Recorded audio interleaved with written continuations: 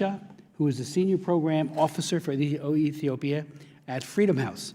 Prior to his position at Freedom House, he was the Secretary General of the Ethiopian Human Rights Council, Ethiopia's foremost human rights organization.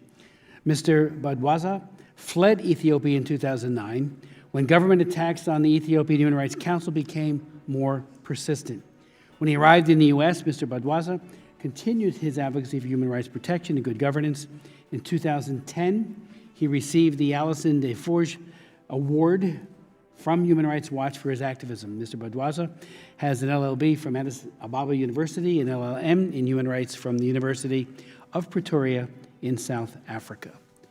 We will now begin. Yes.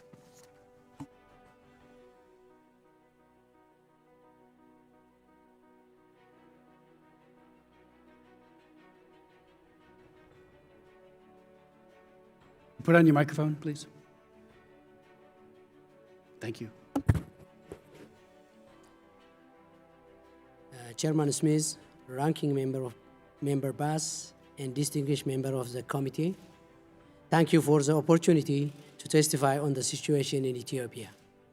I would like to open my testimony first by thanking my representative, the Honorable Mike Kaufman from Colorado District 6, for his support to the Ethiopian American constituents in his district and for giving us the forum to voice our concern about current developments in Ethiopia. I also would like to recognize the active participation of all Ethiopians from all walks of life in advocating the passage of H.R. 128. H.R. 128 was passed on April 10, 2018, and in the same month, the long-lived struggles of the Ethiopian people resulted in disintegration of the EPRDF from within. The former Prime Minister was unable to control the situation even after declaring the state of emergency and resigned. Following that, a new, vibrant Prime Minister was appointed. I give full credit to Dr. Abiy Ahmed, Lamma Magarsa, Gaddu Andargacho, and Demeqe Mekonnen for their extraordinary work in transforming Ethiopia from a looming ethnic-based civil war into unprecedented of civil peace. Ethiopia is undergoing peaceful changes unlike any that has been seen in its long history. After 27 years of dictatorial rule, Ethiopians, for the first time, are now seeing the dawn of a new day in which they are regaining hope and confidence in their future. Over the past 6 months, we have seen things none of us expected in our wildest imagination. To put some examples, the state of emergency was lifted, many political prisoners were released, Ethiopians who were denied entry into Ethiopia are now receiving a hero's welcome. Peace was finally achieved with neighboring Eritrea. The phone service and flights are reinstated. They are also working hard to reconnect the countries through the 5 roads. Some of the roads that were heavily mined are now being repaired for commercial use between the two countries. The government has made a significant stride towards the market economy and even offered to partially privatize some of the government-owned businesses. Ethiopian Airlines and Ethiopian Telecom are the two biggest that are slated for privatization. The press is operating without being muzzled by the government, and independent media networks are allowed to work from Ethiopia.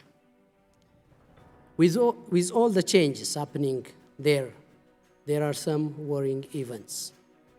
All over the country, nearly 2 million people have been forced out their homes to escape violence, particularly Oromos from the Ethiopian Somali region, Gedios from Oromia, Walaitas from South region, and Amharas from Benishangul Gumuz. Most of them are women, children, and the elderly. The attempt to take the life of the new Prime Minister at a public support rally in Addis Ababa this June has yet to be resolved, in spite of help from FBI investigator from USA. There were highly publicized cases of mob justice in Shashamane, in Oromia, and Bure in Amara regions. The terror unleashed in Jijiga, the capital of the Ethiopia-Somalia region, where 6 churches were burned down, priests were killed, and people labeled as Highlanders were viciously murdered in public squares. All these signs, I believe, show the weakness in the institution that safeguard law and order, human rights, and democracy. The last 27 years, the EPRDF has weakened the institutions to be subservient to it. The US can help strengthen the institution by providing resources for capacity building of the Human Rights Commission, the Election Commission, and the Broadcast Authority as independent, competent, and credible institutions.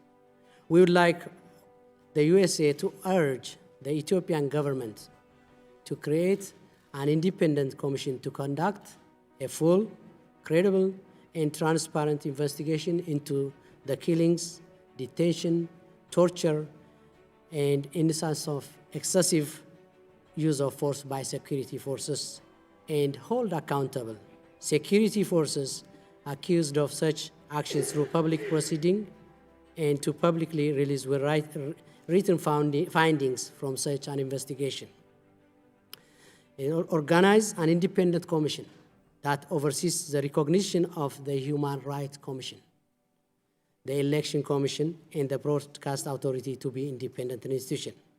Conduct full, credible, and transparent investigation into the recent ethnic violence that led to loss of life and displacement of a large number of Ethiopians, including those that targeted Amharas in Benshangul, Oromo in Somali region, Gedios in Oromia region, and Walaitas in Southern region, and hold accountable those responsible for these human rights violations.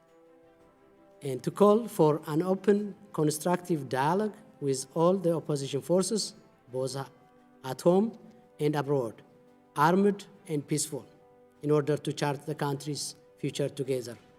I know, Mr. Chairman, under your leadership, your committee and this House will do its part for well-being of the Ethiopian people. Thank you, Mr. Chairman and members of the committee, for the opportunity to appear before you today. I stand ready to answer any question you might have. Thank you so very, very much. Mr. Said.